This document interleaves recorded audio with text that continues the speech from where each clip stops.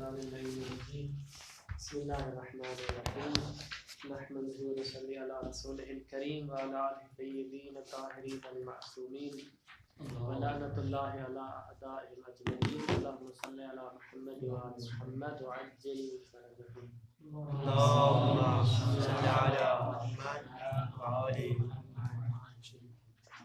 خاتمۃ فی دلالۃ الاقتضاء والتنبیہ والاشارۃ الی آخرہ۔ اصل میں مقصد رابع میں ہماری گفتگو چل رہی تھی۔ مصنف نے اصول اول میں 7 ابواب کو بیان کرنا تھا۔ 7 ابواب تو ہم باب رابع میں تھے، مقصد رابع میں باب رابع میں تھے، اس کا عنوان تھا مفاہیم۔ مفہوم میں ہم نے بحث کی۔ الحمدللہ مفاہیم کی جو اصل بحث تھی کہ فلاں چیز کے لیے مفہوم ہے یا مفہوم نہیں ہے، وہ بات تمام ہو گئی، وہ مطالب ختم ہو گئے۔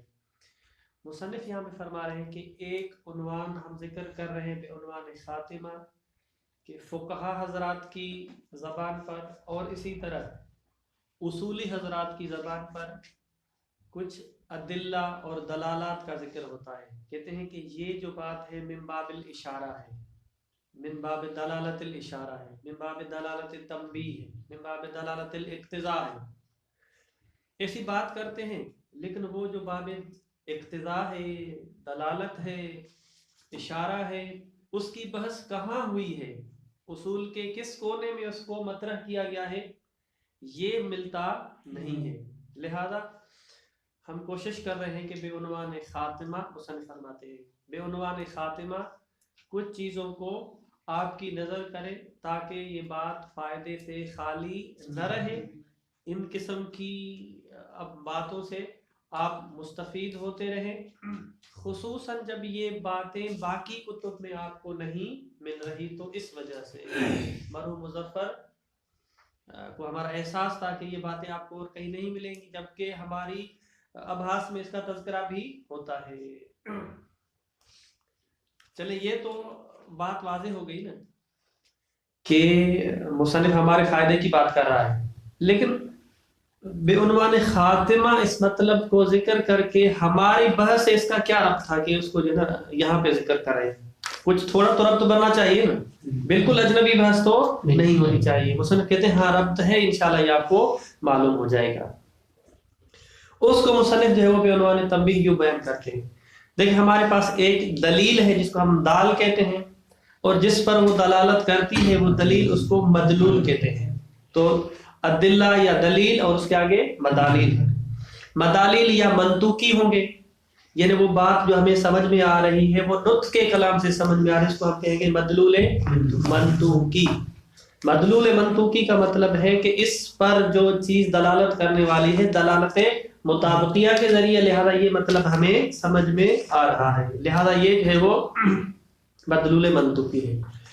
ایک اور مدلول ہے جو ابھی ہم پڑھ کے فارغ ہوئے ہیں، وہ مدلول مفہومی ہے، کہ جس پر دلیل دلالت کر رہی ہے نہ کہ دلالت مطابقیہ سے بلکہ دلالت لزومیہ سے، لزوم بین بمعنی الاخص ہے۔ تو لہذا یہ مدلول کیا بنے گا؟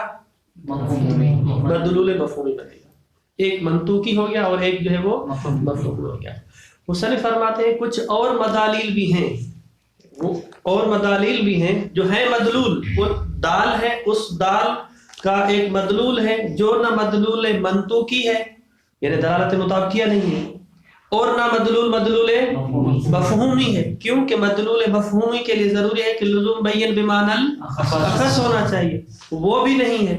تو لہذا یہ تیسرے قسم کا مدلول ہو گیا، کیونکہ وہاں پہ جو لزوم ہے لزوم بین بمعنی الاخص نہیں، بلکہ یا تو غیر بین ہے یا بین بمعنی العام ہے۔ لہذا یہ جو تیسری قسم کا مدلول ہے جس کی آگے ہم تشریح کر رہے ہیں، جو ہمیں سیاق کلام سے سمجھ میں آ رہا ہے، ہم اس کو جا کے طرح کریں گے۔ اس مدلول کو، اس دلالت کو دلالت سیاقیہ کا کلام دیتے ہیں، نام دیتے ہیں دلالت سیاقیہ، یعنی سیاق کلام سے۔ سیاق کلام کا کیا مطلب ہوتا ہے؟ یعنی لا بلائے کلام سے، لا بلا کلام مطلب ہے کہ جملے کو یا آگے سے دیکھیں گے یا پیچھے سے دیکھیں گے یا اس کے جو ہے غور فکر کریں گے تو ایک بات نکل کے آتی ہے، اس بات کو ہم جو ہے وہ مدلول کا نام دے رہے ہیں، نہ منطوقی ہے نہ مفہومی ہے. واضح ہے؟ تو لہذا وہ مدلول جو لا بلائے کلام سے سمجھ میں آ جائے اس کو ہم مدلول سیاقی کہیں گے.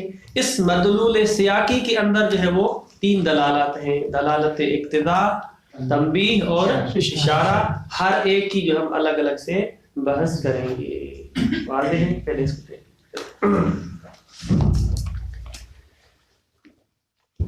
خاتمۃ فی دلالت الاقتضاء والتنبیہ والاشارۃ. تمہید اور مقدمے میں کیا فرق ہے؟ کبھی ہم بے عنوان مقدمہ کہتے ہیں، کبھی بے عنوان تمہید کہتے ہیں. مقدمہ بھی ابتدا میں ہوتا ہے، تمہید بھی. تمہید عموماً اس طرح بیان کرتے ہیں جیسے خطیب ہوتے ہیں نا، اس کو کسی نقطے تک پہنچنا ہوتا ہے، مطلب وہ تو اس کے لیے ادھر سے چیزیں لا کے تاکہ اپنی فضا ہموار کر رہا ہوتا ہے، جو آگے میں نے بات پہنچانی ہے اس کو کیسے جو ہے نا وہ پہنچاؤں. کچھ ایسی چیزیں ہوتی ہیں جس کی ضرورت ہوتی ہے تاکہ اصل ٹریک پہ آ جائے بندہ، جو ہے نا اصل طریق پہ آ جائے. اس وجہ سے تمہید یعنی تیاری، ممہد یعنی تیاری، آمادگی. تمہید یعنی آمادہ کرنا. یجری کثیر علی لسان الفقہاء والاصولیین. اکثر اوقات فقہا اور اصولی حضرات کی زبان پر یہ بات جاری ہوتی ہے. یجری کیا؟ ذکر و دلالت الاقتضاء ہے، دلالت اقتضاء کا ذکر، و تنبیہ والاشارت. ولم تشرح هذه الدلالات فی اکثر الکتب الاصولیۃ المتعارفۃ. مصنف کہتے ہیں جو کتب اصولی ہمارے پاس متعارف اور رائج جو ہیں وہ، ان میں سے اکثر کتب میں یہ دلالات مطرح نہیں ہوئی، اس کی تشریح نہیں ہوئی. وَلِذَلِكَ رَأَيْنَا، اس وجہ سے ہمارا خیال یہ ہے کہ نبحث عنہا بشیء من التفصیل، کہ ہم بحث کریں ان دلالات کے بارے میں تھوڑی سی تفصیل کے حوالے سے، لفائدۃ المبتدئین، تاکہ برادران کو فائدہ ہو جائے، مبتدی حضرات کو. والبحث عنہا یقع من جہتین. مصنف فرماتے ہیں یہاں پر جو یہ دلالات ہیں اس میں سے ہم جو ہے نا وہ 2 جہات سے بحث کریں گے. الاولی فی مواقع هذه الدلالات الثلاث. پہلا جو ہے نا ان دلالت ثلاثہ کا موقع اور محل کہاں ہے، کہ آیا یہ منطوقی ہے، مفہومی ہے یا تیسری کوئی چیز ہے. اس کے بارے میں ہم بحث کریں گے کہ اس کا خانہ کہاں ہے، اس کی جگہ کہاں ہے، موقع کہاں ہے اس کا جو ہے نا. یا قوم من جہتین. الاولی فی مواقع هذه الدلالات الثلاث، کہ یہ دلالت جو ثلاث ان کا موقع اور محل کہاں ہے. وانہا من ای اقسام الدلالات، دلالت کے کس قسم میں سے ہیں. وثانیت یا وثانیت فی حجیتها، پھر وہ حجت بھی ہیں یا نہیں. الاولی جہت الاولی مواقع دلالت ثلاث. پہلا یہ کہ یہ کس قسم میں، کس کھاتے سے ہیں. قد تقدم ان المفہوم هو مدلول الجملۃ الترکیبیۃ اللازمۃ للمنطوق لزوما بینا بالمعنى الاخص. یہ بات پہلے گزر چکی ہے کہ مفہوم، وہ کہ مفہوم کو سمجھا رہے ہیں. هو مدلول الجملۃ ترکیبیہ، مفہوم مدلول ہوتا ہے جملہ ترکیبیہ کا، یعنی مفرد کا مدلول نہیں ہوتا بلکہ جملے کا ہوتا ہے، اور جملہ بھی کیا ہوتا ہے، ترکیبیہ ہوتا ہے. اللازمۃ للمنطوق، اور یہ لازم ہوتا ہے اس منطوق کا. لزوماً بینا بمعنی الاخص، اور وہاں پر جو لزوم ہوتا ہے لزوم بینا بمعنی الاخص ہوتا ہے. یعنی مفہوم ایک مدلول ہے، البتہ مدلول مفرد نہیں بلکہ مدلول جملہ ہے.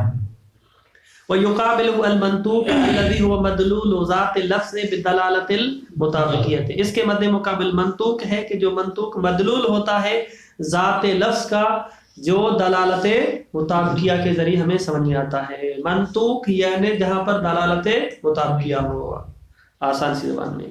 ولیکن یبقى هناك من المدلولات ما لا يدخل في المفہوم ولا في المنطوق اصطلاحا. کچھ ایسے اور مدالیل ہیں، مدلولات ہیں کہ جو نہ منطوق کے خاتے میں آتے ہیں اور نہ مفہوم کے خاتے میں آتے ہیں اصطلاحی اعتبار سے. كما اذا دل الكلام بالدلالة الالتزامية على لفظ مفرد او معنى مفرد وَلَيْسَ مَذْكُورًا فِي الْمَنْطُوقِ صَرِيحًا. مثال پیش کریں کہ کلام دلالت کرتا ہے دلالت التزامیہ کے ذریعے. کس بات پر دلالت کرتا ہے؟ علی لفظ مفرد، کلام بیان کر رہا ہے کہ یہاں پر لفظ مفرد موجود ہے، او معنی مفرد، یا ایک معنی یہاں پر موجود ہے اس کلمے کے، جملے کا معنی نہیں بلکہ کسی مفرد کلمے کا معنی موجود ہے، لیس مذکورا فی المنطوق، حالانکہ وہ مفرد بذات خود یا اس کا معنی مذکور نہیں ہے صریح کلام میں، یعنی متکلم نے اس لفظ کو تکلم نہیں کیا ہے، اس کلمے کو نہ اس معنی کی طرف بات کی ہے، پھر بھی کلام دلالت التزامیہ کے ذریعے بیان کر رہا ہے کہ یہ چیز یہاں پر موجود ہے، یعنی کلام اس پر دال ہے۔ حاشیے میں ایک عبارت ہے تقریباً سب کے پاس ہوگی، جو کہ خود مصنف کی ہے، باقی کتب سے جو ہے لے کے آئے اس کو، وہ کہتے ہیں یہاں پر جو ہم کہہ رہے ہیں کہ کلام دلالت کر رہا ہے کلمے پر یا معنی پر، اور یہاں پہ لزوم دلالت التزامیہ کے ذریعے، تو دلالت ہمارے پاس جو ہے دلالت لفظیہ کی کتنی قسمیں؟ 3، مطابقیہ، تضمنیہ اور التزامیہ۔ تو یہاں پر جو بیان کی گئی بات بدلالت الالتزامیت، تو دلالت التزامیہ یہاں پر دلالت تضمنیہ کو بھی شامل ہے۔ کیوں دلالت تضمنیہ کو شامل ہے؟ مصنف کہتے ہیں کہ ہم اس اصطلاح خاص میں استعمال نہیں کر رہے کہ جہاں پہ دلالت التزامیہ مد مقابل ہے مطابقیہ اور تضمنیہ کے، بلکہ التزامیہ کا مطلب ہے کہ اس کا لازمہ یہ ہے، لزوم بین بمعنی الاخص نہیں ہے، اس کا لازمہ یہ ہے، مطلب ہے کہ تضمناً بھی اس کو شامل ہے، یعنی بضمن یہ ہے، یہ جب ہم کل کی بات کرتے ہیں تو بضمن اس میں جز آٹومیٹیکلی موجود ہوتا ہے، تو گویا کہ لازمہ اس کا یہ ہے، اس وجہ سے شامل ہے کس کو؟ دلالت تضمنیہ کو۔ کیونکہ یہ ابھی تھوڑا سا اجمال ہے، ساری یہ بھی لفظ مفرد پر کیسے دال ہے، معنی مفرد پر کیسے دال ہے، یہ انشاءاللہ آگے جو ہے نا اس کی گفتگو ہو رہی ہے، اور آج کے درس میں گفتگو آئے گی، اس وجہ سے ہم اس کی تشریح وہاں پہ کریں گے۔ او اذا دل الکلام علی مفاد جملۃ لازمۃ للمنطوق، یا کلام دلالت کرتا ہے علی مفاد جملۃ، ایک جملے کے مفاد اور مطلوب پر کہ جو منطوق کا لازمہ ہے، الا ان اللزوم لیس علی نحو اللزوم بین بمعنی الاخص، لیکن وہاں پر لزوم بین بمعنی الاخص نہیں ہے تاکہ مفہوم کے مدلول مفہوم کے کھاتے میں چلا جائے، اس وجہ سے ہم کہیں گے کہ یہ ایک اور قسم کا مدلول ہے۔ فإن هذه كلها لا تسمى مفہوما ولا منطوقا، یہ جو کلام دلالت کر رہا ہے مفرد پر، معنی مفرد پر، مفاد جملہ پر، یہ جتنی بھی باتیں ہیں سب نہ منطوق کے کھاتے میں ہیں اور نہ مفہوم کے کھاتے میں ہیں۔ اذن ماذا تسمى هذه الدلالات في هذه المقامات، ان دلالات کو کیا ہم نام دیں؟ دلالت منطوقی، مفہومی، یا کوئی اور چیز؟ واضح ہے۔ نقول الانسب ان نسمی مثل هذه الدلالة، کہتے ہیں کہ انسب اور مناسب یہ ہے کہ اس قسم کی دلالات کی جو تسمیہ گزاری ہے، نام گزاری ہے، علی وجہ العموم، عمومی اعتبار سے، جنرل نام جو اس کا ہم رکھیں، والدلالت سیاقیہ، اس کو ہم کہیں گے دلالت سیاقیہ، سیاق کلام سے، ایک ہوتا ہے سیاق اور ایک ہوتا ہے سباق، سیاق و سباق جو کہتے ہیں نا، سیاق و سباق سے، تو دلالت سیاقیہ۔ جب سیاق و سباق کہتے ہیں تو اس کا مطلب ہوتا ہے کہ کلام کا سیاق پہلے بعد والا حصہ، اور سباق کا مطلب ہے پہلا حصہ، سیاق و سباق۔ لیکن جب ہم صرف سیاق استعمال کرتے ہیں تو اس کے اندر سباق بھی موجود ہوتا ہے، جیسے فقیر اور مسکین نہیں ہے، اذا اجتمع افترق، اذا اجتمع افترق، واذا افترق اجتمع۔ جب ہم صرف فقیر بولتے ہیں کہ بھائی فقیر کو کھانا کھلاؤ، تو مطلب فقیر مسکین جو بھی ہو، فقیر سے مراد پھر مسکین بھی ہوتا ہے، لیکن اگر فقیر اور مسکین کا الگ الگ تذکرہ کیا جائے تو پھر فقیر مسکین کو شامل نہیں، مسکین جو ہے وہ فقیر کو شامل ہے۔ تو معنی نفی میں بھی دلالت کے اگر ہم سیاق و سباق کہیں تو الگ الگ ہیں، یعنی کلام کا اگلا حصہ اور پچھلا حصہ، لیکن اگر ہم صرف سیاق کی بات کریں تو پھر دونوں کو شامل ہے، اس وجہ سے یہ بات کی۔ کما ربما یجری ھذا التعبیر فی لسان جملۃ من الاساطین لتکون فی مقابل دلالت المفہومیت والمنطوقیت، بالکل کہتے ہیں یہ تعبیر جو ہے وہ استعمال ہوئی ہے، جاری ہوئی ہے جملت من الاساطین، اساطین وہی بزرگان بڑے بڑے علماء کی زبان پر، البتہ مفہوم اور منطوق کے مد مقابل. والمقصود بہا علی ھذا، بہا یعنی بالدلالت سیاقیہ، اس جس کا ہم نے ایک جنرل سے نام رکھا کیا، دلالت سیاقیہ، یعنی وہ دلالت، وہ مدالیل جو نہ منطوقی ہیں نہ مفہومی ہے، وہاں پر جو دلالت ہے دلالت سیاقیہ، یہ اس کا عمومی نام ہے جس کے اندر 3 اور چیزیں موجود ہیں. ان سیاق الکلام، کلام کا جو سیاق و سباق ہے، یدل علی المعنی المفرد، وہ معنی مفرد پر دال ہے، او المرکب، یا جو ہے معنی مرکب پر دال ہے، او اللفظ المقدر، یا کلام دلالت کرتا ہے کہ یہاں پہ ایک لفظ تقدیر میں موجود ہے. وَقَسَّمُوهَا إِلَى الدَّلَالَاتِ ثَلَاثِ مذکورت، کہتے ہیں کہ یہ جو علماء حضرات ہیں، اصولی حضرات، اس دلالت سیاقی قسموها کی ضمیر کہاں جا رہی ہے، دلالت سیاقیہ کو تقسیم کیا ہے 3 دلالات کی طرف، الاقتضاء والتنبیہ والاشارہ، فلنبحث عنها واحدۃ، ہم ایک ایک کر کے ان کی بحث کریں گے. بس یہاں تک ہم پہنچے کہ ہم اب ایسے مدالیر اور ادلہ کے بارے میں بحث کرنے جا رہے ہیں نہ جن کا ربط نہ منطوق سے ہے اور نہ مفہوم سے ہے. صحیح، تو سوال وہی باقی ابھی تک. تو پھر ہمارے اس جو ہے نا مفاہیم سے اور اصول اول سے اس کو کیوں بحث کیا گیا، واضح ہے، یہ جو ہے ذہن میں رہے. دیکھتے ہیں کہ اس کا جواب کہاں پہ آتا ہے. نمبر 1 دلالت الاقتضاء. سب سے پہلے جو دلالت اقتضاء ہے، مصنف کہتے ہیں کہ دلالت اقتضاء کے اندر 2 چیزوں کا ہونا ضروری ہے. دلالت اقتضاء کے لیے 2 چیزوں کا ہونا ضروری ہے. سب سے پہلے کہ یہ جو دلالت ہے، یعنی یہ دلیل دلالت کر رہی ہے ایک مدلول پر. مدلول کا مطلب ہے کہ مفہوم اور ایک مطلب، وہ جو مفہوم اور مطلب اور معنی ہے وہ مقصود متکلم ہو. ٹھیک ہے، ایسا نہیں کہ متکلم وہ بیان ہی نہیں کرنا چاہ رہا، کلام ویسے ہی اس کی بات پر دال ہے، نہیں، وہ مدلول، وہ مطلوب مقصود متکلم ہو. دلالت اقتضاء میں پہلی چیز ضروری ہے. یعنی جب ہم کہہ رہے ہیں کہ کلام کے سیاق و سباق سے یہ بات پتہ چل رہی ہے نا، کہتے ہیں بے شک سیاق و سباق سے پتہ چلے لیکن متکلم اس کی طرف ملتفت ہو اور اس کا قصد بھی ہو. پہلا جو ہے نقطہ یہ ہے.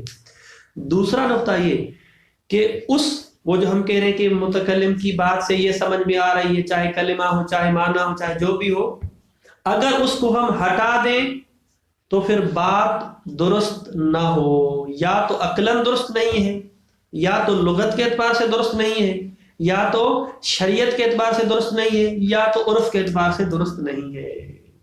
دوبارہ دوسرا نقطہ کیا ہے کہ ہم کہہ رہے ہیں کہ کلام دلالت کر رہا ہے ایک چیز پر، وہ مفرد ہوگی چیز یا مرکب ہوگی یا جو ہے وہ معنی ہوگی، جو بھی چیز ہوگی.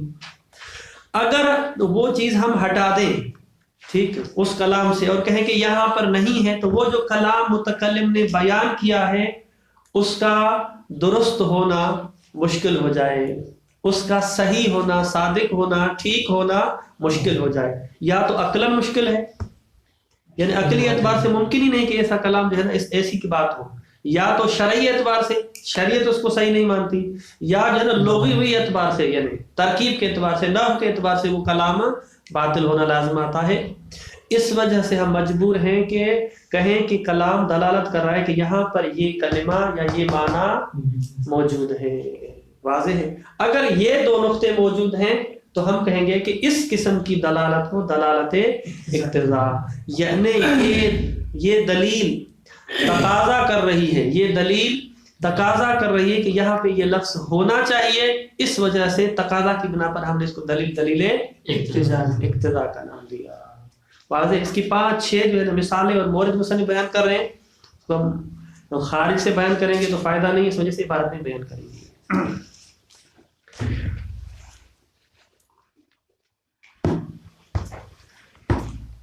دلالت الاقتضاء وہی ان تکون الدلالت مقصودۃ للمتکلم بحسب العرف. کہتے ہیں کہ یہ دلالت جو ہے وہ یہ مقصود متکلم ہوتی ہے. دیکھیں یہ نقطہ ہم نے مفہوم میں شاید بیان کیا تھا یا نہیں کیا تھا. ہم کہتے ہیں کہ یہ جو مفہوم ہے مدلول مفہومی، ضروری نہیں ہے کہ متکلم نے اس کے مفہوم کا بھی قصد کیا ہو.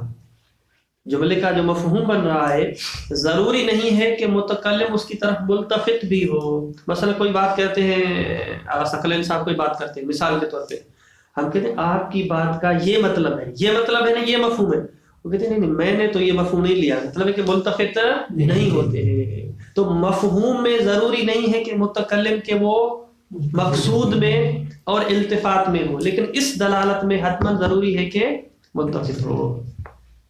وہی ان تکون دلالت مقصودتاً، یہ جو دلالت ہے یہ مقصود ہوتی ہے متکلم کے لیے بحسب العرف. وَيَتَوَقَّفُ صِدْقُ الْكَلَامِ، یہ پہلا نقطہ یہ ہو گیا. دوسرا وصفی يَتَوَقَّفُ صِدْقُ الْكَلَامِ، کلام کا صحیح ہونا موقوف ہے، او صحتہ، سچا ہونا یا صحیح ہونا موقوف ہے. اس وجہ سے ہم نے کہا کلام کا ٹھیک ہونا یعنی سچا ہونا یا صحیح ہونا، عقلاً او شرعاً او لغتاً او عادتاً علیہا دلالت الاقتضاء.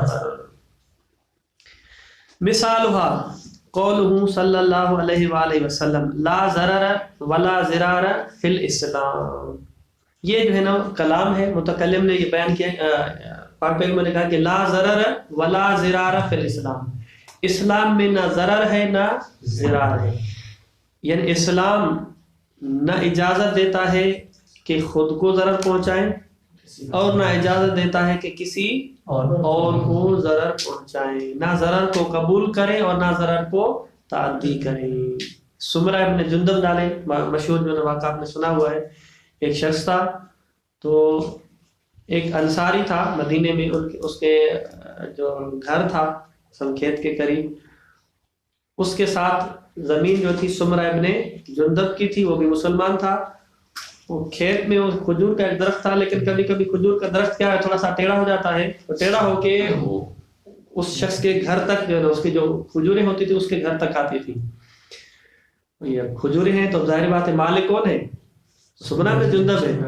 یہ بیچارہ ابھی صبح صبح اٹھا نہیں ہے، جو انصاری تھا گھر کا جو مالک تھا یہ آ کے دروازہ کھٹکھٹاتا تھا، تو میں نے نہیں جانا ہے جا کے کھجور اتارنی ہے. عموماً عادت یہ ہوتا ہے، لیکن یہ ایسا شخص تھا کہ کھٹکھٹانے کے بغیر جو ہے نا وہ بس یا اللہ کیے بغیر سیدھا جو جا کے پھل اتار لیتا تھا اور اپنی کھجور کو دیکھ لیتا تھا. تو وہ تنگ آ گئے، آتے ہیں تو کم از کم ہمیں بتائیں ہمارا گھر ہے، خواتین پردے میں ہے یا نہیں ہے، کیا مسئلہ ہے، بندہ کبھی بنیان میں ہے کبھی جو ہے ٹراؤزر میں ہے. چلا آخر ہی جو ہے وہ تو کہتا ہے میری کھجور ہے میری مرضی، وہ میرا جسم میری مرضی. ہمارے پاکستان میں یہ ٹرینڈ چلا ہوا ہے. اس شخص نے کہا میری کھجور میری مرضی، میرا درخت میری مرضی.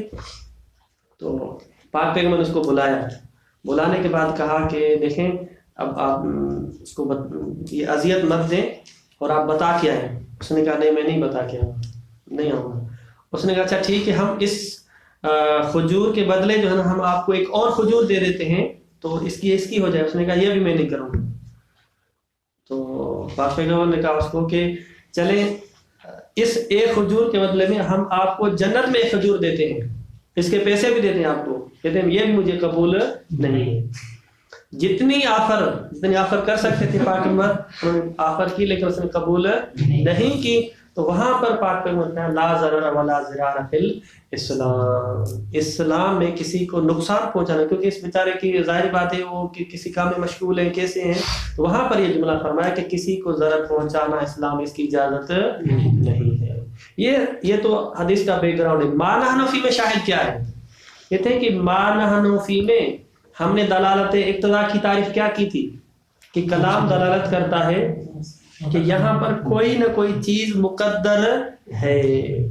ٹھیک ہے، کوئی نہ کوئی. اگر ہم سادہ سا ترجمہ کریں اسلام میں ضرر نہیں ہے، ضرر نہیں کا مطلب ہے یعنی حقیقتاً اور واقعاً ضرر نہیں ہے، یعنی مسلمانوں کو نقصان نہیں ہوتا ہے یا مسلمان دوسرے کو نقصان نہیں پہنچاتے. اگر حقیقت ضرر کو، وجود ضرر کو دیکھیں تو پھر یہ تو کلام درست نہیں ہے. اس وجہ سے کیا ہوتا ہے کیا ہمیں ماننا پڑے گا؟ یہاں پر یہ کلام تقاضا کر رہا ہے کہ کوئی چیز مقدر رکھیں تاکہ کلام آپ کا درست ہے. تو ہم نے یہاں پہ کہا کہ خود کلام بول بول کے کہہ رہا ہے، دلالت اقتضا تقاضا کر رہا ہے کہ کہیں کہ لا حکم ضرری ولا حکم اضراری، حکم ضرری بھی نہیں ہے اور نہ حکم اضراری ہے. تو حکم کو ہم نے یہاں پر مقدر رکھا. ٹھیک، اس کے بغیر اگر آپ حکم کو نہ رکھیں تو بات غلط ہو جائے گی، کیونکہ ضرر اسلام میں نہیں، حالانکہ دیکھ رہے ہیں اسلام میں ہے. تو لہذا کلام کیا ہے؟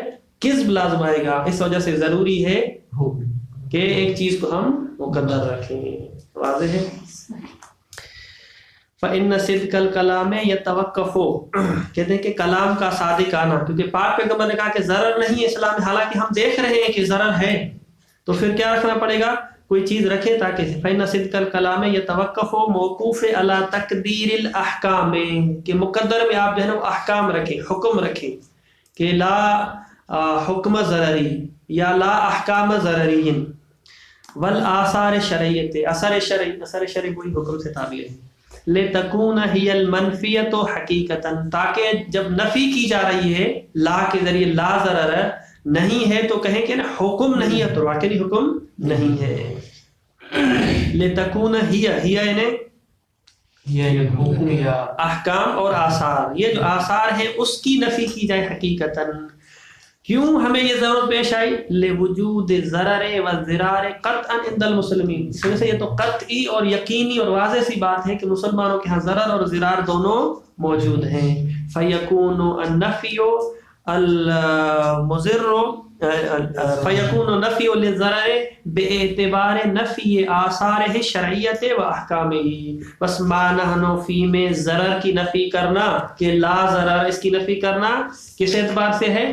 آثار شرعیہ اور احکام شرعیہ کے اعتبار سے ہے. ومثلہ، بالکل اسی مورد کی طرح ہے. کون سا مورد؟ رفع عن امتی ما لا یعلمون ومضطروا الیہ. اصل میں حدیث یوں ہے، رفع عن امتی تسعۃ، 9 چیزیں جو ہے اٹھائی گئی ہیں، پھر جو ہے نا ایک ایک کر کے اس کو گن کے بتایا گیا ہے. ان میں سے مصنف یہاں پہ اشارہ کر رہے ہیں. تو معنی نفی میں کیسے؟ رفع عن امتی ما لا یعلمون، میری امت سے اس چیز کو اٹھایا گیا ہے جو نہیں جانتے، یعنی جہالت کو اٹھایا گیا ہے. ٹھیک ہے، ما لا یعلمون کا کیا مطلب ہے؟ یعنی جو نہیں جانتے ہیں جہالت کو، حالانکہ دیکھ رہے ہیں جہالت ہے یا نہیں ہے. ٹھیک، اسی طرح مضطر الیہ، جس کی طرف وہ اس چیز کو اٹھایا گیا ہے جو اضطراری ہے. یعنی کیا مطلب ہے کہ اضطرار اور مجبوری، اضطرار مطلب مجبوری کیا امت مسلمہ میں نہیں ہے؟ اگر ظاہری اعتبار سے دیکھیں گے تو کلام کا کاذب ہونا لازم آتا ہے، جبکہ یہ چیزیں ہیں. تو لہذا ضروری ہے کہ ہم معنی نفی میں ایک ایسی چیز مقدر رکھیں تاکہ کلام صادق آ جائے. تو یہاں پر رفع عن امتی عقاب ما لا یعلمون، جس کو وہ نہیں جانتے، جس سے وہ جاہل ہیں، اگر اس کے مرتکب ہوتے ہیں تو اس پر عقاب جو ہے، وہ جو سزا ہے اس کو اٹھایا گیا ہے. تو لہذا عقاب کو اگر نفی کی جائے، اس کو رفع کیا جائے تو پھر یہ بات درست ہے، پھر کلام صادق ہو جائے گا. واضح ہے؟ تو لہذا پہلی مثال میں سے واضح ہو گیا دلالت اقتضا، یعنی خود یہ کلام کہہ رہا ہے. کون سا کلام؟ کہ لا ضرر ولا ضرار. تو یہاں پر خود مقصود متکلم کیسے ہے کہ خود متکلم متوجہ ہے کہ میں کس چیز کے ضرار کی بات کر رہا ہوں، حکم ضرری کی بات کر رہا ہوں. لہذا حکم ضرری، حکم یہاں پہ مقصود متکلم ہے. دوسری بات، دوسرا کیا نقطہ تھا؟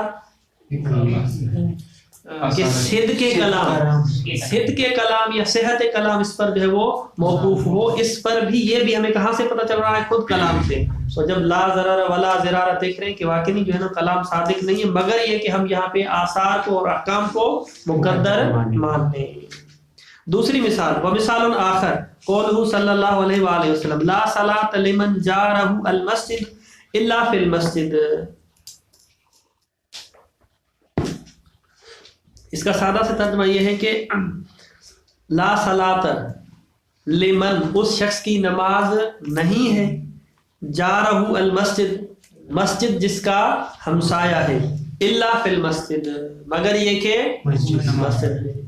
اس کا مطلب ہے کہ جو لوگ مسجد کے قریب ہیں ان کی نماز ہی نہیں ہے، باطل ہے. واضح ہے؟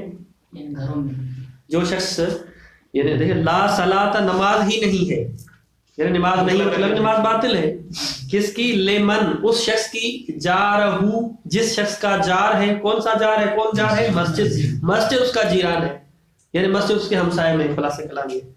تو یہاں پر یہ کلام بیان کر رہا ہے کہ یہ جو کلام ہے یہاں پر کوئی نہ کوئی چیز مقدر ہونی چاہیے، وَإِلَّا یہ بات درست نہیں. ہم کیونکہ دیکھ رہے ہیں کہ جو شخص گھروں میں نماز پڑھتے ہیں ان کی نماز صحیح ہے، واضح ہے. خود آپ بیان کریں. فَإِنَّ صِدْقَ الْكَلَامِ وَصِحَّتَهُ کہتے ہیں اس کلام کا صادق ہونا اور صحیح ہونا تتوقف علی تقدیر کلمت کاملتن. کاملتن جو ہے نا وہ مقدر مفعول پڑے گا، یعنی لا صلاۃ، یعنی لا صلاۃن، لا صلاۃ کاملتن، کامل نماز مرتبے کے اعتبار سے، رتبے کے اعتبار سے، فضیلت کے اعتبار سے. اگر کوئی شخص چاہتا ہے کامل نماز پڑھے تو اس کی کامل نماز گھر میں نہیں ہوگی. کہاں پہ ہوگی؟ مسجد میں ہوگی. کاملتن محذوفتن لیکون النفی کمال صلاۃ، کمال صلاۃ، تاکہ جو ہے نفی جو کی جا رہی کہ لا صلاۃ یعنی نہ کہ اصل وجود صلاۃ بلکہ کمال صلاۃ، لا اصل صلاۃ. دو مورد ہو گئے. تیسرا مثال خالص قول تعالی واسأل القریہ. یہاں پر یہ کہ واسأل القریہ، ٹھیک ہے، یہاں پر آپ قریہ سے سوال کریں. قریہ یعنی دیہات، گاؤں، شہر مثلا. تو آیا قریہ سے سوال کیا جا سکتا ہے؟ تو اس کا مطلب ہے کہ خود کلام بول بول کے کہہ رہا ہے، وہی اقتضا کر رہا ہے کہ یہاں پر کوئی نہ کوئی چیز مقدر ہے. تو یہاں پر کہتے ہیں کہ اصلا عقل جو ہے نا یہاں پر صرف وہ پہلی جو دوسری مثال تھی وہ لا صلاۃ والی کس کی تھی؟ کس کی؟ شرعی اعتبار سے. یہ جو مورد کہہ رہے ہیں کہ عقلی اعتبار سے درست ہی نہیں ہے کہ قریہ سے سوال کیا جائے. تو عقلاً کلام کا صحیح ہونا موقوف ہے کہ کوئی چیز مقدر میں رکھی جائے. تو یہاں پر جو مقدر میں رکھی جائے گی، یا تو ہم قائل ہو جائیں گے کہ کوئی چیز یہاں پہ کلمہ محذوف ہے. ٹھیک، کوئی کلمہ کیا ہے؟ محذوف ہے. دیکھیں عبارت میں تاکہ وہاں پر میں اس کی تشریح کروں. فَإِنَّ صِحَتَهُ اس کلام کا صحیح ہونا عقلاً تتوقف، صحت یعنی صحت موقوف ہے علی تقدیر لفظ اہل، لفظ اہل کو مقدر رکھا جائے. فَيَكُونُ مِن بَابِ حَذْفِ الْمُضَافِ. بس ہم کہنے وَاسْأَلْ أَهْلَ الْقَرْيَةِ. تو معنی حنفی میں کلام کہہ رہا ہے کہ کوئی چیز ہونی چاہیے، اور جو چیز ہم رکھ رہے ہیں وہ کلمہ اہل ہے. گویا کہ ہم کہنا چاہتے ہیں کہ یہاں پر اہل محذوف ہے، لہذا کلام جو ہے نا وہ یہاں پر حذف پر دال ہے. فَيَكُونُ مِن بَابِ حَذْفِ الْمُضَاف، اہل مضاف اور قریہ مضاف. او علی تقدیر معنی اہل، یا خود آپ کلمہ اہل کو جو ہے وہ مقدر نہ رکھیں بلکہ کیا کریں؟ معنی اہل کو مقدر میں رکھیں. ترجمہ کروں پھر اس کے آتا ہوں. فَيَكُونُ مِن بَابِ الْمَجَاز فِي الْإِسْنَادِ. پھر اس صورت میں مجاز در اسناد ہو جائے گا. مجاز کی جو ہے نا وہ 3 قسمیں ہیں. یہ میرا خیال ہے شاید کل اس کو بیان کریں گے، اس وجہ سے جلدی نہیں کرتے. ایک مجاز فی الحذف ہوتا ہے، ایک مجاز فی الکلمہ ہوتا ہے، اور ایک مجاز فی الاسناد ہوتا ہے. اس کی تشریح جو ہے وہ دیکھیں کل آتی ہے نہیں آتی ہے. 3 چیزیں ہیں جو ہے نا مجاز میں. تو یہاں پر ہم نے جو کہا کہ پہلے مورد میں مضاف محذوف ہے. واسأل القریہ سے مراد ہے کہ واسأل اہل قریہ. تو اہل خود کلمے کو ہم نے مقدر رکھا اور کہا کہ مضاف یہاں پہ محذوف ہے لے آتی ہے. دوسری مطلب خود کلمے کو ہم محذوف نہیں مانتے بلکہ کس کو محذوف مانتے ہیں؟ معنی کو محذوف مانتے ہیں. یہ تو نئی چیز ہوگی نا، معنی کو ہم کیسے مانیں؟ کلمے کو آپ محذوف نہیں مان رہے تو معنی کو کیسے؟ راجیب نہیں لگ رہا؟ کہتے ہیں کوئی عجیب نہیں ہے. وہ کیسے؟ کہتے ہیں کہ مجاز در اسناد میں کیا ہوتا ہے؟ مجاز در اسناد میں کہ ایک فعل ہے، ایک فعل، اس فعل کا جو فاعل ہے حقیقی، حق تو یہ ہے کہ نسبت اس کی طرف دی جائے تاکہ جو ہے وہ مجاز در اسناد لازم آئے. ٹھیک، مثال کے ہم کہہ رہے ہیں بھائی نہر بہ رہی ہے، ٹھیک ہے، حالانکہ کون سی چیز بہ رہی ہوتی ہے؟ ٹھیک ہے. جرل میزا، پرنالا بہ رہا ہے، حالانکہ کون سی چیز بہ رہی ہوتی ہے؟ پانی بہ رہا ہوتا ہے. تو جو چیز بہ رہی ہے، جس کا کام ہے، جس کا فعل ہے، ہم اس سے نسبت اٹھا کے کسی اور کو دے دیتے ہیں تو یہ جو ہے نا نسبت دے رہے ہیں، اسناد کر رہے ہیں، لیکن جس کا کام تھا اس سے ہٹا کے کسی اور کو دے رہے ہیں تو پھر یہ مجاز ہو گیا اسناد میں. اسناد مطلب نسبت، اور نسبت جس کا کام ہے اس سے چھین کے کسی اور کو دے دینا، یہ ہو جائے گا مجاز فی الاسناد. صحیح ہے.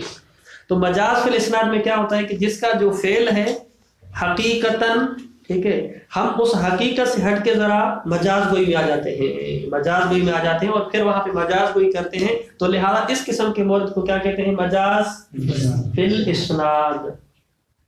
واضح ہے عبداللہ؟ مجاز فی الاسناد.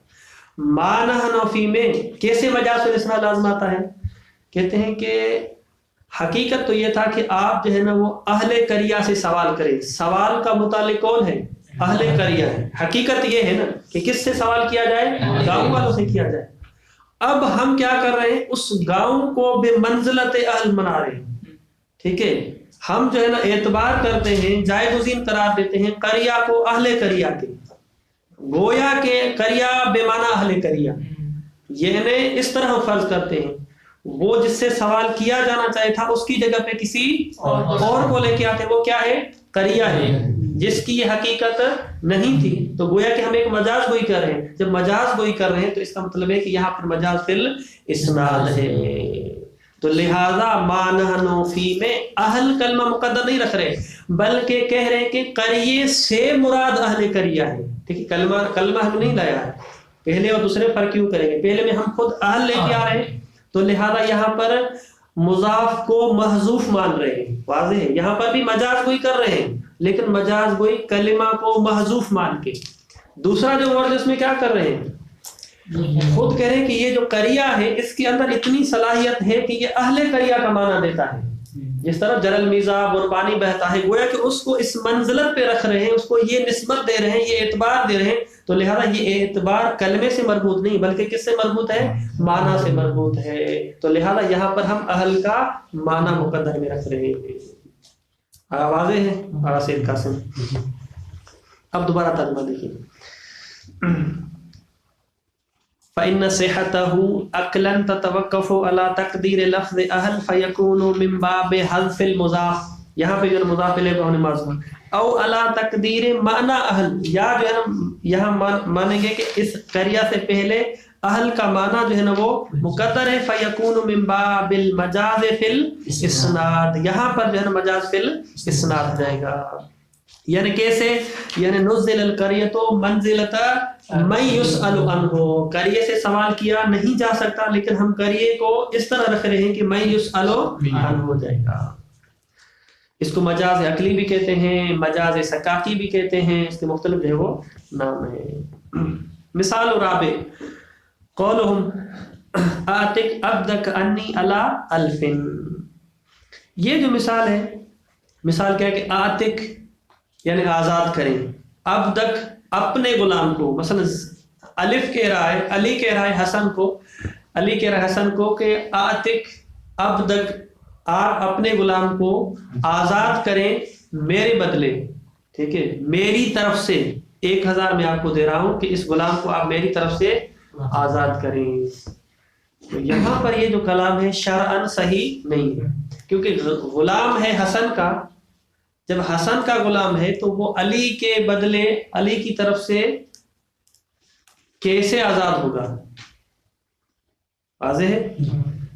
ضروری ہے کہ یہاں پر ہم ایسی کلام میں تبدیلی لے کے آئیں تاکہ یہ جو حسن کا غلام تھا پہلے علی کی ملکیت میں آ جائے. جب اس کی ملکیت میں آ جائے پھر یہ شخص وکیل بن کے اس کی طرف سے اس کو آزاد کرے. وَإِلَّا جب علی کی ملکیت ہی نہیں ہے تو علی کی ملکیت سے کیسے آزاد ہوگا؟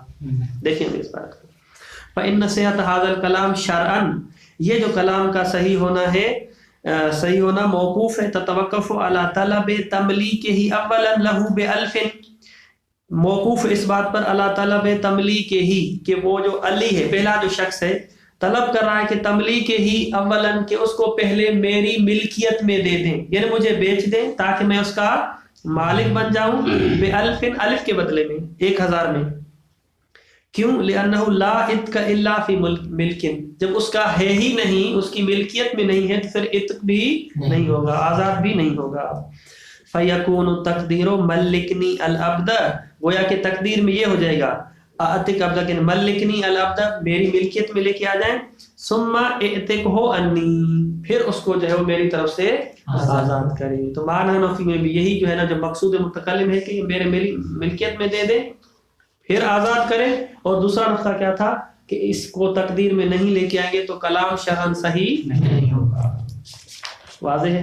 मिसाल खामिस कौल शायर, इमरुल कैस का जो है ना वो शेर यहाँ पे पेश कर रहे हैं, नहनु बिमा इंदना व अंत बिमा इंदक राज़िन व रायु मुख्तलिफुन, जो हमारे पास है हम उस पर खुश हैं, जो आपके पास है आप उस पर खुश हैं, हालांकि बात मुख्तलिफ है, आपके पास कुछ है हमारे पास कुछ है।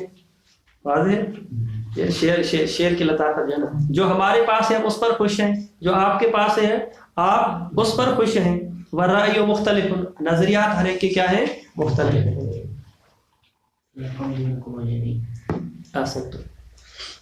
यहाँ पर भी आसान है, तर्जमा देख ले, फ़इन्न सिहतहु लुगतन ततवक्कफु अला तक़दीर राज़ून ख़बरन लिमुब्तदइन, कहते इस कलाम का सही होना लुग़वी एतबार से, अदबी एतबार से, नहवी एतबार से मौकूफ़ है कि अला तक़दीर राज़ून, राज़ून कलमा मुक़द्दर हो, ख़बरन लिमुब्तदा नहनु, नहनु बिमा इंदना व अंत बिमा इंदक राज़िन। अब अंत मुब्तदा है, बिमा इंदक राज़िन, राज़िन उसके लिए खबर है, अंत चूंकि मुफरद है तो राज़िन आपके पास जो है, यानी अंत राज़िन आप उस पर राजी है, तो अंत और राज़िन का आपस में जोड़ है, अंत भी मुफरद मुब्तदा और राज़िन उसके लिए खबर है, वो मुताबिकत है मुब्तदा और खबर के दरमियान। लेकिन वह नहनो बिमा इंदना, नहनो बिमा इंदना के लिए अगर आप खबर करार देते हैं किसको, राज़िन को, तो फिर ये कलाम दुरुस्त नहीं होगा। क्यों? क्योंकि नहनो जमा है और राज़िन जो है वो, ये तो इस तरह हो जाएगा, मसला हम खा रहा हूँ, हम खा रहा हूँ, इस तरह हो जाएगा ना कि पहले मुब्तदा में हम लेके आए और जो है ना फेल में आगे जो है ना वो मुफरद का कलमा इस्तेमाल करें, ये तो बातिल हो जाएगा इस तरह। तो नहनो बिमा इंदना राज़िन, ठीक है, हमारे पास जो है मैं उस पर राजी हूँ, हमारे पास कह दिया, अगर हमारा उर्दू हमारे उसके लिए होता है, लेकिन दिक्कत है लुग़वी के एतबार से, तो लिहाजा जरूरी है कि नहनु बिमा इंदना राज़ून रखा जाए मुकद्दर में, वइल्ला कलाम लुग़वी एतबार से गलत हो जाएगा। लिअन्न राज़िन मुफरदुन, राज़िन जो है वो मुफरद है, ला यसिउ अन यकून खबरन लिनहनु, नहनु के लिए खबर वाक़े नहीं हो सकता। ये मुसन्निफ ने तमाम यहाँ पर मिसालें पेश की हैं, वह जमी दलालत इल्तिज़ामियत अलल मानी मुफरदत, ये तमाम दलालत इल्तिज़ामिया थी मानी मुफरदा पर, व जमी अल मजाज़ात फिल कलिमा और फिल इस्नाद तरजउ इला दलालत इल्तिज़ा, तमाम जितनी भी दलालत इल्तिज़ामिया है मुसन्निफ कानून कुली पेश करें, तमाम दलालत इल्तिज़ामिया अला मानी मुफरदा, माने मुफरद पर, जैसे कि अहल का माना था यहाँ पे, व जमीउल मजाज़ात फिल कलमा, और मजाज फिल कलमे की हमने जो बात की, मजाज फिल हज़फ और मजाज फिल कलमा, ये जितने भी हैं, औ फिल इस्नाद या मजाज फिल इस्नाद है, मजाज फिल हज़फ आपके लिए वाज़ेह हो गया, वस्अलिल क़रिया यहाँ पे अहले क़रिया मौजूद है, और मजाज फिल इस्नाद भी आपके लिए वाज़ेह हो गया, सिर्फ एक कौन सी चीज़ रह गई, मजाज फिल कलमा। तो मजाज के तीन किस्म हो गए, मजाज फिल हज़फ यानी जो चीज मुकद्दर में नहीं है, हज़फ नहीं है, आप उसको महज़ूफ मान रहे हैं, तो ये मजाज वही है ना, वो उसके लिए मिसाल हमने दी वस्अलिल क़रिया में अहल को मुकद्दर था। मजाज फिल इस्नाद की मिसाल हमने दी, मसलन जरल मीज़ा नहर बह रही है, फलां बह रही है, यहाँ ये इसको मजाज फिल इस्नाद, यानी जो जिसका फेल नहीं उठा के किसी और का उसको दे दे। और तीसरी चीज है मजाज फिल कलिमा, मजाज फिल कलिमा आसान है, वही जो मजाज कहते हैं कि असद किसके लिए वज़ा हुआ है, रजुल शुजा के लिए, शेर के लिए, उसको आप किसी आदमी के लिए इस्तेमाल करें तो ये मजाज फिल कलिमा है। कलिमे का जो माना है हकीकी था, आप उसके बजाय उसको किसी और माना में इस्तेमाल कर रहे हैं। तो मुसन्निफ कहते हैं कि दलालत इल्तिज़ामिया अपने तमाम मानी मुफरदा पर, और इसी तरह मजाज फिल कलिमा में, और इसी तरह मजाज फिल इस्नाद में, ये जितने भी मवारिद हैं सब के सब मवारिद तरजउ इला दलालतिल इक्तिज़ा, ये सारे के सारे दलालत इक्तिज़ा की तरफ पढ़ते हैं। इसका मतलब है कि ये जितने भी मौरिद हैं न मंतूकी हैं न मफहूमी हैं, बल्कि दलालत इक्तिज़ा वाले हैं। वाज़ेह हो गया। यहाँ पर एक इश्काल है, ठीक, इसको आगे तो चूंकि खत्म करना है। इश्काल ये है, जब हम मफहूम की बहस पढ़ रहे थे, याद होगा आपको, तो हमने कहा था कि یہ جو معنی مجازی ہم مراد لیتے ہیں، رأیت زیدن یرمی، معنی مجازی جو ہم مراد لیتے ہیں، تو یہ معنی مجازی آیا دلالت مطابقیہ ہے یا مطابقیہ نہیں ہے؟ یہ بھی من قبیل دلالت مطابقیہ ہے. ہم نے کیا کہا تھا وہاں پہ؟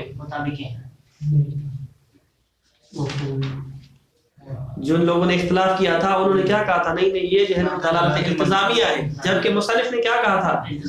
دلالت مطابقیہ ہے. مطابقتاً جو ہے نا کلمہ اس پر دلالت کر رہا ہے، یعنی گویا کہ منطوقی ہے. رائی تو اس کی مثال بھی ہم نے یہی پیش کی تھی کہ رائی تو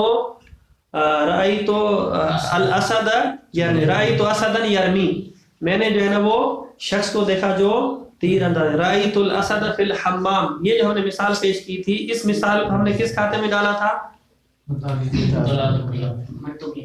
منطوقی میں ڈالا تھا نا. جی دوبارہ تکرار کرنا پڑے گا. مصنف نے وہاں پہ کہا تھا، آپ دوبارہ مراجعہ کر لیں وہاں پہ صفحے پہ، کہ جب ہم معنی مجازی استعمال کرتے ہیں، جو کلمہ حقیقی کا معنی مجازی ہے، تو معنی مجازی میں استعمال یہ دلالت مطابقیہ ہے، نہ کہ دلالت التزامیہ ہے. مصنف کا یہ دعویٰ تھا، واضح ہے.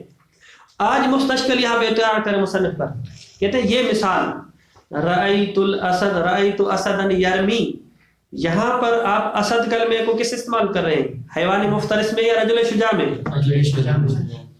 جی رجل شجاع استعمال کر رہے ہیں. اگر آپ اسد کلمہ جو اس کا معنی حقیقی تھا حیوان مفترس، اس کو استعمال کر رہے ہیں کس میں؟ رجل شجاع میں، تو یہ مجاز فی الکلمہ نہیں ہے. ابھی ہم نے پڑھا یہ سکلین صاحب، یہ مجاز فی الکلمہ ہے. اگر مجاز فی الکلمہ ہے تو یہ کون سی دلالت بنے گی؟ مجاز فی الکلمہ میں دلالت اقتضاء بنے گی. جبکہ پہلے آپ نے کیا کہا تھا؟ دلالت مطابقیہ ہے. جب دلالت مطابقیہ ہے تو اقتضاء الگ چیز ہے، اور دلالت مطابقیہ جو ہے وہ الگ چیز ہے. جو کہ تھکے ہوئے اس وجہ سے اس کو کل کی رکھتے ہیں. صلی اللہ علیہ محمد وآلہ الطاہرین. اللہم صلی علی محمد. آخر میں اشکال اور جواب کی بات آئے تو ہو جائے مشکل.